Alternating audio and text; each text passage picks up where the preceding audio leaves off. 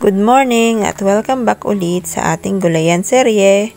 So for today's video ay bumili nga kami ng isang tray ng talong dahil mag-e-expand kami ng tanim dito sa aming farm. So eto na guys yung resulta ng aming tinanim na talong at kamatis.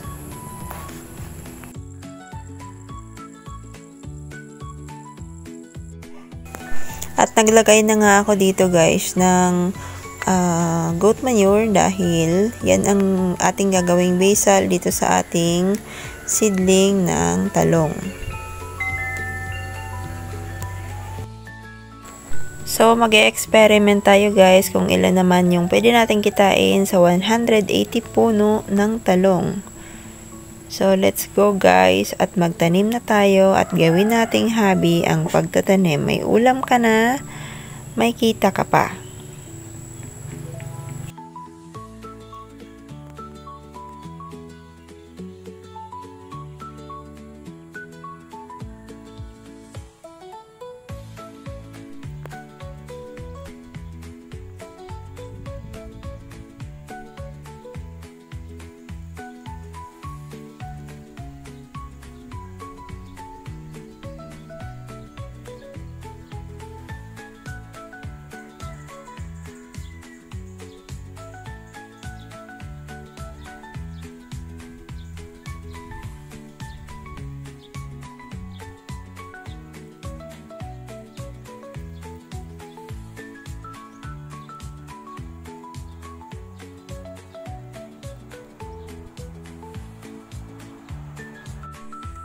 At eto naman guys, yung update doon sa ating kamatis at doon sa ating tinanim na sitaw. So nakita ko nga dyan guys na nag-start na sila lumabas yung vine ng sitaw. Kaya tinulungan ko na ilagay doon sa ating trellis para doon na siya guys kumapit yung kanyang vine.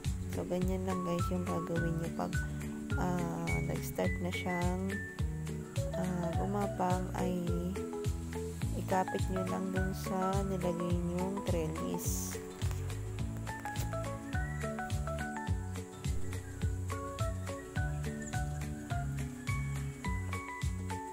So may mangilan-ngilan niya dyan na nagkasakit guys na mga sili, pero nung in-spray ko naman nung anti-fungus ay gumaling naman sila.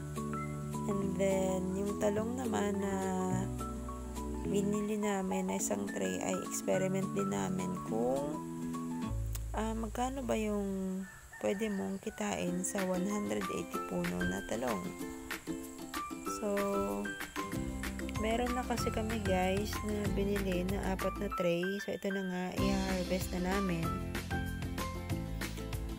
Nag-experiment lang kami kung okay ba yung tubo nila dito sa area na to. So far okay naman at i-harvest na nga namin itong bunga niya.